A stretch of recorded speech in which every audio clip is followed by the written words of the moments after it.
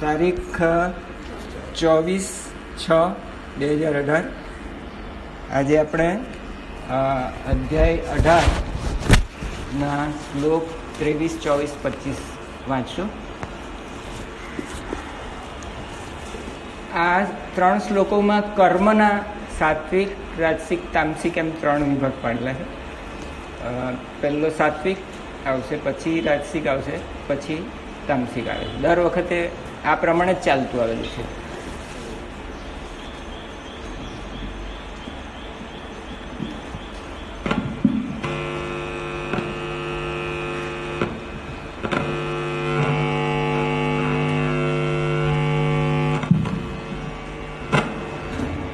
જય ગુરુ.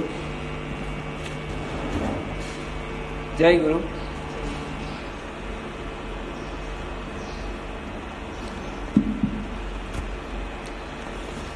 હવે આના પહેલા આપણે જ્ઞાનના 3 વિભાગ જોયા. સાત્વિક જ્ઞાન, તામસિક રાજસિક જ્ઞાન અને તામસિક જ્ઞાન. અને એ જ્ઞાનમાં જે તામસિક જ્ઞાન હતું એ હું આ દેહ છું, સ્થૂળ દેહ જ છું, ચાર્વાકની જેમ મટીરિયલિસ્ટિક. આ બધું મટીરિયલ વર્લ્ડ છે અને આ શરીર પણ મટીરિયલ, એ મટીરિયલમાંથી પંચમહાભૂતમાંથી પેદા થયેલું છે. જ્યારે આપણે એક્સપાયર થઈએ ત્યારે ભસ્મીભૂત થઈ જાય ને it's all over, because it is all materialistic, right? This totally materialistic view is તામસિક, કારણ કે પંચમહાભૂત એ તમસ છે. એટલે પંચમહાભૂતમાં જ બિલીફ જેની છે, જેની શ્રદ્ધા આવી છે, એ શ્રદ્ધાને કારણે જેની બુદ્ધિ એવી છે, એનું જ્ઞાન બી એવું જ થઈ જાય કે હું બસ આટલો દેહ જ છું, દેહોહમ. રાઈટ? રાજસિક છે એને એમ એની શ્રદ્ધા રાજસિક છે. એણે જોયું કે કેટલાક અત્યારના વૈજ્ઞાનિકો બી એમ કહે છે કે પાછલી જિંદગી છે, પાછલા જન્મો છે, એવી પુસ્તકો બી બહુ બધા બહાર પડેલા છે. એટલે હવે એની શ્રદ્ધા જીવ છે, બધા જુદા જુદા જીવો ઉત્પન્ન થાય છે અને ફરી એનો જન્મ થાય છે, એવી એની શ્રદ્ધા બેઠી. એટલે એક ડગલું એ આગળ ગયો. એટલે એ હવે ખોટું કરતા જ કાશે. એને વેદ પૂર્વ ભાગમાં શ્રદ્ધા થઈ કે હવે વેદ પૂર્વ કહે છે કે આ બધું આવું છે, જીવો છે, બધા ઈશ્વર છે, નિયંતા છે, અને પાપ પુણ્યને લીધે આપણે જન્માંતર પ્રાપ્તિ થાય છે. એટલે મારે એક સૂક્ષ્મ લિંગ દેહ છે કે જે જન્મવા મરણવા વાળો છે, પણ એ મરતો નથી. એ હવે એને ખબર પડી કે બધા જીવો જાણે કે મરતા નથી કદાપી. બીજા અધ્યાયમાં બી મોટાભાગના લોકોને ખબર પડી કે જીવ તરીકે તું સદાકાળનો હતો, છે ને રહેવાનો છે. એને એ જીવ બધા અણુ પરિમાણના છે. એમ આપણા દ્વૈત આચાર્યો, માધવાચાર્ય અથવા તો વિશિષ્ટ અદ્વૈતના આચાર્યો જેમ કે રામાનુજાચાર્ય, એ લોકોએ એમ માન્યું કે ઈશ્વર જુદો છે. દ્વૈતમાં આચાર્ય એમ માન્યું કે જીવ અને ઈશ્વર સદંતર જુદા જ છે અને જગત પણ સદંતર જુદું જ છે. 3 એન્ટિટીઝ આર સેપરેટ ઓનલી. અને દરેક જીવનું અણુ પરિમાણ છે. દે હેવ એ લોકોને માપ છે, જીવનું માપ છે. પરિમાણ એટલે માપ. અને આપણી બધાની યાત્રા દ્વૈતમાંથી ચાલુ છે. સો અદ્વૈતવાળા કહે કે no problem, you start from where you are. દ્વૈતમાં તો દ્વૈતથી ચાલુ થાવ, તમારો ઉત્ક્રાંતિ થશે. તમે અહીંયા સુધી આવેલા છો, જીવ છો તમે, એટલું તો તમે માનો છો, તમે દાસ છો એટલું તો માનો છો. It is enough for us. You will take you as our student, no problem. હવે તમે મંદ અધિકારી છો. We have no problem in accepting all people as our followers or અવિરોધ છે. આપણને કોઈ જોડે વિરોધ નથી. દ્વૈત આચાર્ય જોડે બી આપણને વિરોધ નથી, પણ દ્વૈત આચાર્યને આપણી જોડે સખત વિરોધ છે. વિશિષ્ટ અદ્વૈત એટલે રામાનુજ, એમણે બી એમ માન્યું કે અણુ પરિમાણ છે, પણ એમણે માન્યું કે જીવ એ અંશ છે ઈશ્વરનો. અંશી ભાવ છે, પણ બંનેમાં ચેતના એક જ છે. એટલે એ લોકો પણ બ્રહ્મસૂત્ર વ્યાસજીનું છે એના અદ્વૈત સિદ્ધાંતમાં એ લોકો બી માને છે. માટે એ લોકોને વિશિષ્ટ અદ્વૈત they are also follower of non-dualism. Ultimately there is only one thing, consciousness, prajnanam brahma. Madhvacharya also believes in it. પણ એ લોકો ઉપાસના કરીને આગળ વધે છે. એટલે ઉપાસના કરતાં કરતાં ચિત્તની શુદ્ધિ અને ચિત્તના વિક્ષેપ ઓછા થાય, ચિત્તની ચંચળતા ઓછી થાય અને એ મધ્યમ અધિકારી છે. So we have no problem with that. In fact all Advaitins, all Suddha Advaitins like Shankaracharya and other, they say કે વિધાઉટ શરમ વગરના છે લોકો બધા એમ કે અમને જાગ્રત અવસ્થામાં અમે બધા વિશિષ્ટ અદ્વૈતી છીએ. But we have an understanding ultimately that we are one with that all pervading consciousness, totally oneness, total oneness with it. That means કે આપણું જે પરિમાણ છે એ અણુપરિમાણ નથી પણ સર્વવ્યાપી છે. આપણું પરિમાણ અણુપરિમાણ નથી એટલે સર્વવ્યાપીપણાની દ્રષ્ટિએ આપણું પરિમાણ અને ઈશ્વરનું પરિમાણ એક હોવાથી ગુરુજીની જે ડેફિનેશન છે સેલ્ફ રિયલાઇઝેશન, એ ડેફિનેશનમાં ગુરુજી એમ કહે છે કે to understand, to know in body, mind and soul that my omnipresence is one with the omnipresence of the God. You get my point? Where is the difference between Dvaitins, Madhvacharya, Visishta Advaitins and the true Vedantins who believes that it is Soham? That is why our mantra is Hom So, Aham Brahmasmi. બધા આપણા સ્મરણાનંદજીને બધા જ કહે કે આખા ટીચિંગને જો આપણે ટૂંકાણમાં પતાવી દેવું હોય તો ગુરુજી કહે છે કે આપણે આનંદના સમુદ્રમાંથી ઉત્પન્ન થયેલા મોજાઓ છે ને પાછા આનંદના સમુદ્રમાં જ પાછા એક થઈ જવાના. આનંદના મોજા તરીકે જ જીવી રહેલા છે, આનંદના સમુદ્રમાં જ પાછા એક થઈ ગયા છે. તત્વત અહમ બ્રહ્માસ્મિ. એન્ડ એ જ્યારે અનુભવમાં આવે છે ટેકનિક્સથી, આ બધી શાંત થતા માણસને માઇન્ડ ક્લિયર થાય ત્યારે એ કહે કે સર્વમ ખલુ ઇદમ બ્રહ્મ. આ બધું વિશ્વરૂપ દર્શન જ છે, આ બધું ઈશ્વર જ છે. વાસુદેવ સર્વમે. જે કંઈ બી દેખાય છે આ જગત, એ દેખાતા જગતની નીચે અધિષ્ઠાન આધાર તરીકે વાસુદેવ જ છે. જ્યાં જગત દેખાય છે એક્ઝેક્ટલી એ જ જગ્યાએ વાસુદેવ છે. એટલે વિશ્વરૂપ દર્શનની સાર્થકતા થાય છે.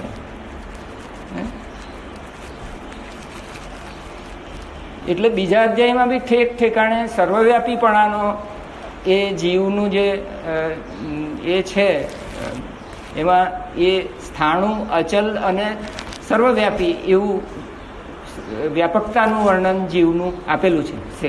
એ પાછું બીજા અધ્યાયમાં નહીં જઈશું આપણે, બહુ લંબાણથી તે વખતે આ બધી ચર્ચાઓ કરેલી છે. એટલે અને ગુરુજીનું ટીચિંગ બી છે જ કે to know intuitively that my omnipresence is one with the omnipresence of God. That means આપણે આટલા જ પરિમાણના, દેહ પરિમાણના જીવો છે એવું આપણે માનતા નથી. અને ડ્યુરિંગ અવર ઉપાસના આપણે ભગવાનને દાસ તરીકે આપણે શરણાગતિ લઈને આપણું કામ કરીએ છીએ. Don't understand that we are એની વિરુદ્ધમાં નથી આપણે શરણાગતિની. ક્લિયર? ઇનફેક્ટ હનુમાનજીની વાત જો આપણે મનમાં ધારણ કરીએ તો આ દ્વૈત, અદ્વૈત, વિશિષ્ટ અદ્વૈત બધું જ ક્લિયર થઈ જશે. એક જ વાક્યમાં હનુમાનજીએ કહ્યું કે દેહ ભાવે ન, જો હું મને દેહ માની લઉં દાસો હમ. એટલે કે દ્વૈતથી મારી યાત્રા ચાલુ થાય ભક્તિની, તો દેહ ભાવે એમ I will serve you my lord, my Rama, I will serve you. જીવ ભાવે ને ત્વદ અંશક, જીવ રીતે હું તારો અંશ છે. વિશિષ્ટ અદ્વૈત આવી ગયું, બધા ભક્તિ સંપ્રદાય આવી ગયા, કોઈ જોડે વિરોધ નથી. આત્મભાવે ને તો અમે વાહ, આત્માની દ્રષ્ટિએ ઇનફેક્ટ બધા જ ઉપનિષદોમાં આત્માને બ્રહ્મ તરીકે જ માનેલો છે. અયમ આત્મા બ્રહ્મ, અથર્વવેદ, માંડુક્ય ઉપનિષદ. અયમ આત્મા બ્રહ્મ, એઝ ઇફ કે આંગળી ચીંધીને કે છે અયમ આત્મા બ્રહ્મ. અથવા યાજ્ઞવલ્કની બૃહદારણ્યકમાં જઈએ તો અહમ બ્રહ્માસ્મિ, અથવા છાંદોગ્યોપનિષદમાં જાઓ તો તત્ ત્વમ અસી, બ્રહ્માનંદમ પરમ સુખદમ કેવલમ જ્ઞાનમૂર્તિમ દ્વંદ્વાતીતમ, નો ટુ, નો દ્વંદ, Dvanda atitam, transcending dvanda.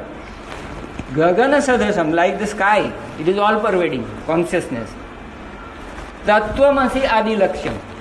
છંદોગ્યનું મહાવાક્ય આવી ગયું. અને ઐતરેયનું પ્રજ્ઞાનમ બ્રહ્મ, everything is consciousness. There is nothing but consciousness. And it is the, Guruji says in affirmation, is the different rates of vibrations in the modulations of the consciousness itself, which results in everything from thoughttrons to lifetrons to electrons, proton, neutron and the matter. The ઘનીભૂત vibration કોન્શિયસનેસના આ બધું બની ગયું. એટલે ગુરુજી તો કોઈ તાત્વિક difference જ માનતા નથી. It's only an apparent difference. It's not what you feel it is. A little bit of your understanding is to be tuned again.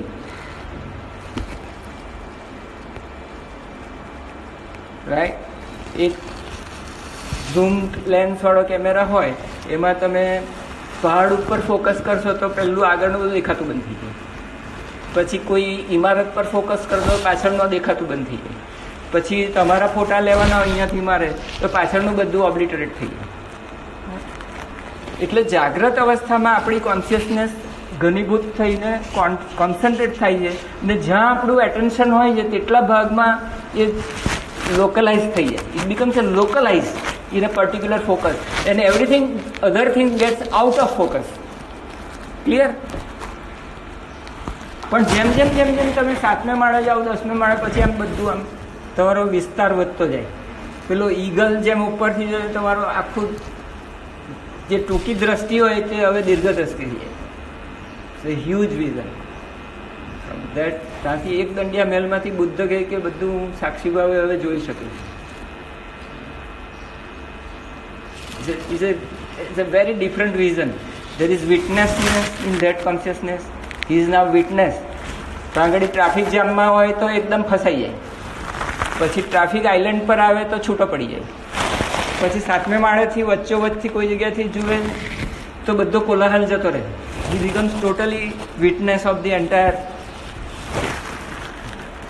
He becomes totally પ્રજ્ઞાવાન. Buddha ભગવાને એના માટે પ્રજ્ઞાવાન શબ્દ વાપરેલો છે અને ગીતાજી એને જ માટે સ્થિત પ્રજ્ઞા શબ્દ વાપરે. સ્થિર પ્રજ્ઞા થઈ જાય. It become witness consciousness or કુટસ્થ ચૈતન્ય. Both are same. Last time કુટસ્થમાં રહો અને કુટસ્થ થઈને જીવો. એબાઇડ એઝ કુટસ્થ ચૈતન્ય ઇન કુટસ્થ એવું મેં લખેલું હતું અને કોઈએ કહેલું કે આનો શું અર્થ. આ જગ્યાને કુટસ્થ કેન્દ્ર માનવામાં આવે છે. You can plug in with the all pervading consciousness here in this nervous system. This is the point where you can plug in to the whole all pervading કોન્શિયસનેસની અંદર પ્લગ નાખો અહીંયા એટલે તમારો જોડાણ થઈ જાય. And then be the witness of the entire this panorama, this scenery. You become the seer. ઉપદ્રષ્ટા અનુમંતા છે. તમે ઉપદ્રષ્ટા દ્રષ્ટા બની જાઓ. દ્રશ્યથી જાણે 7મે માળેથી એક દંડિયા મહેલમાંથી જોઈ રહેલા છે. ટોટલી અલિપ્ત સ્થિત પ્રજ્ઞ તમારી અવસ્થાનો તમને. This body I am not. This breathing I can observe. હોમ સોમાં I can observe my breathing. I am not this breathing. I am not this body. I am not this coming and going thoughts. Comes and goes like clouds. I am like the space. In the space the clouds are coming and going. If I am on the mountain top, then I can see the clouds going from below. શિખર પરથી કુટસ્થના ચિત્રકૂટ પર્વતના ટોચ પર છું. That is કુટસ્થ. So you start feeling I am this, I am this, I am this consciousness itself.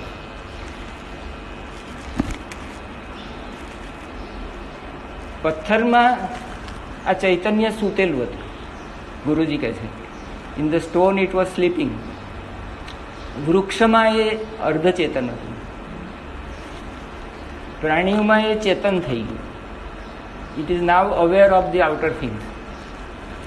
મનુષ્યની ઉત્ક્રાંતિમાં પહેલી વાર એને ખબર પડી કે હું છું. It became self-conscious. For the first time in the evolution, the life became conscious of itself. This was the gift to the human being. Homo sapiens became first time self-conscious. The consciousness started becoming conscious of itself. આત્મસંસ્થમ મનઃ કૃત્વા ન કિંચિત અપી ચિંતયે. છઠ્ઠા અધ્યાયમાં ભગવાન કહે છે. What does that mean? કે અંતઃકરણને, મનને, ચિત્ત, મન, બુદ્ધિ, અહંકાર રૂપી અંતઃકરણને જે પહેલાં બહાર દોડતું હતું વિષયોમાં, એની સર્ચલાઇટ અંદર ફેરવીને let it abide in the self, the consciousness itself. કુટસ્થ ચૈતન્ય ઇઝ યુ. એટલે લહેરીમાં છે એની ગીતામાં ઠેક ઠેકાણે દરેક શ્લોકમાં કુટસ્થને અનુભવ કિયા. I intuitively feel this. Every sloka he is intuitively feeling it and then speaking out 2 or 3 lines. 2 or 3 lines. On which Bhupendra Nath Sanyal had to give Upanishadic quotations and Brahma Sutra quotations and so many quotations like this poor fellow. To prove what that great Jnani yogi was trying to tell in 2 or 3 lines. Not all people could understand it.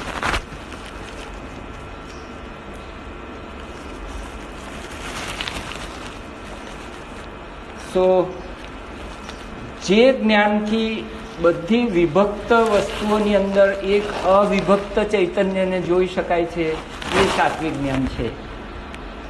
જેમાં બધું વિભક્ત જુદા જુદા જીવો જ છે એમ સખત જેની માન્યતા છે કે બધા જીવ જુદા છે કાયમને માટે, એ લોકો બી પ્રગતિને પંથે છે. કોઈની જોડે વિરોધ નથી. આપણે યુ ગેટ યોર પોઈન્ટ. અવિરોધો અવિવાદસ છે. વેદાંતને કોઈ જોડે વિરોધ નથી. એ કે તમે જ્યાં છો ત્યાંથી તમને અમે અમારા લેવલ પર લાવીને મૂકી દઈશું. તમારા મનની જેમ જેમ શુદ્ધિ થશે. યુક્તેશ્વરજી પોતાના હોલી સાયન્સમાં કહે છે કે જેમ જેમ જન્મ સમયે માણસ મૂઢ હોય છે, જે શુદ્ર અવસ્થા હોય તેમાં મૂઢ હોય છે, દિશા શૂન્ય હોય છે, તમસથી ભરેલો હોય છે. નાનું બચ્ચું જન્મે મહિના સુધી જોજો, માને પેલા નખ કાપતાની બી બીક લાગે, લાંબા નખ થઈ જાય. નાક કાં છે તો ખબર નહીં પડે, આંખ કાં છે તો કોઈ વાર અહીંયા નખોરિયા મારે કરે, અહીંયા નખોરિયા મારે કરે. જોયું છે કોઈ દિવસ 1 મહિનાના બાળકનું ગમે ત્યાં નખોરિયા મારી મૂકેલા હોય?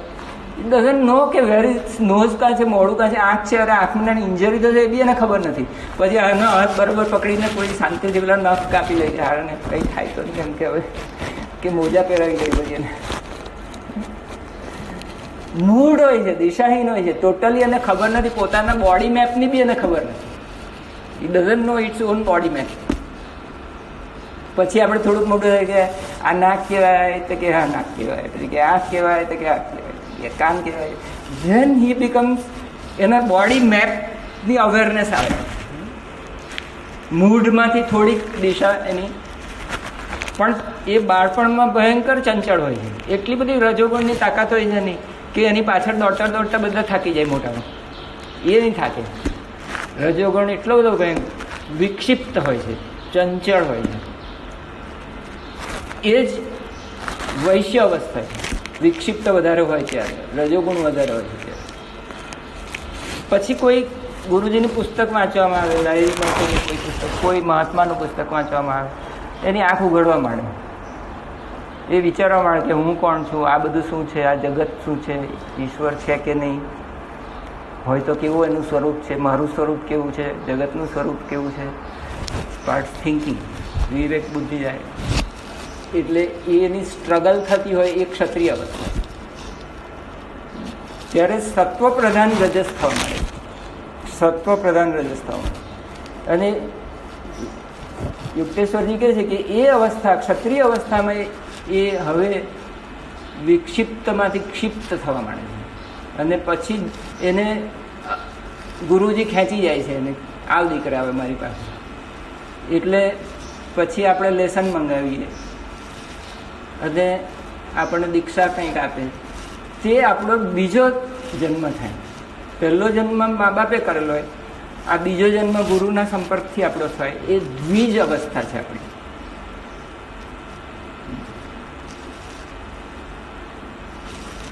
એટલે મૂળ, વિક્ષિપ્ત, ક્ષિપ્ત, પ્રોપેલ્ડ સ્ટેટ, એવું હોલી સાયન્સમાં લખેલું છે. Propelled state of mind, propelled. અને પ્રોપેલ્ડ સ્ટેટ ઓફ માઇન્ડમાં એ પોતાના સ્વપ્નના અનુભવોને પોતાના જાગ્રતના અનુભવો સાથે સરખાવે છે. અને એને ખબર પડે છે કે સ્વપ્નમાં બી બધું ક્ષણિક હતું અને બધું જાગીએ ત્યારે બધું કશું રહેતું નથી. અને પોતે જાગ્રતમાં બી પછી પોતાના સ્વપ્નના અનુભવોને જાગ્રતના અનુભવ સાથે સરખાવે છે. એમ સાધનપાદના 3જા અધ્યાયની અંદર, હોલી સાયન્સની અંદર યુક્તેશ્વરજી કહે છે કે આ ક્ષત્રિય અવસ્થામાં એ કમ્પેર કરે છે કે સાચું શું ખોટું શું. અને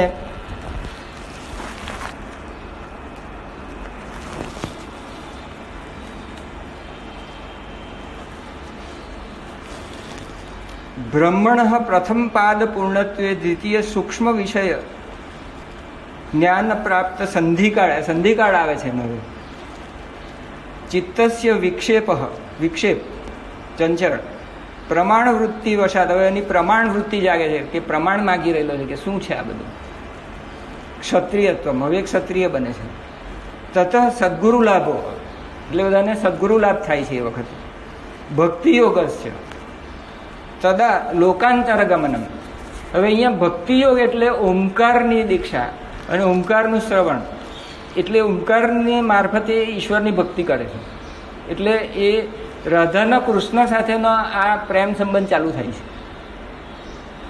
જે પ્રાણધારા વિષયો મારફતે બહાર ઇન્દ્રિયો મારફતે જતી હતી, પ્રાણધારા હતી જે, એને ખબર પડે કે કૃષ્ણ કુટસ્થ ચૈતન્ય, ક્રાઇસ્ટ કોન્શિયસનેસ, એનું આકર્ષણ હવે ગુરુની બતાવેલી ટેકનિકથી ઓમકાર તરફ આકર્ષણ થાય છે. એ ઇન્ટરનલ એની અંતર પ્રવાહ, પ્રત્યક ચેતના પ્રત્યાહાર થવા મળે છે. બાહ્યગામી હતું તેનું, એટલે પ્રત્યક એટલે અંદર, પરાક એટલે બહાર, પ્રત્યક એટલે અંદર, અંતર્મુખી થાય છે. અને ઓમકારમાં ત્રિકુટીમાં એ ધ્યાન ધરે છે એટલે એના બધા પ્રાણો નાડીઓમાંથી 72,000માંથી ખેંચાઈને મૂલાધારમાંથી, સ્વાધિષ્ઠાનમાંથી, એ આપોઆપ સહજ થતી વસ્તુ છે. તમારે કંઈ આને માટે બહુ ચિંતા કરવાની જરૂર નથી. એક વખત તમે ધીસ ઓટોમેટિક ફોર્સ છે જે અંતર્ગામી જે રાધા છે, એ રાધાને કૃષ્ણ પ્રત્યે સ્વાભાવિક એટ્રેક્શન છે. કર્ષણ, કૃષ્ણ આકર્ષણ જ છે રાધાનું. એટલે જે રાધે કૃષ્ણ જે તમે લખો છો અંદર અને રાધે કૃષ્ણના ફોટા આપો છો, એ આ જે રાધાનું સ્વાભાવિક એટ્રેક્શન છે. અંદર થઈ ગયેલો પ્રાણ જ્યારે પ્રણવના આકર્ષણમાં પડે છે ત્યારે એ પ્રણવ તમને ઉપર ખેંચી જાય છે ત્રિકુટીમાં કૃષ્ણ પાસે. તો આ સ્વાભાવિક મધ્યયુગી સંતોનો ભક્તિયોગ છે. અનાહત શ્રવણ એ સ્વાભાવિક ભક્તિયોગ છે. તેને લીધે શું થાય? તતઃ જાતિ અંતર પરિણામ ભક્તિયોગસ્ય તદા લોકાંતર ગમનમ.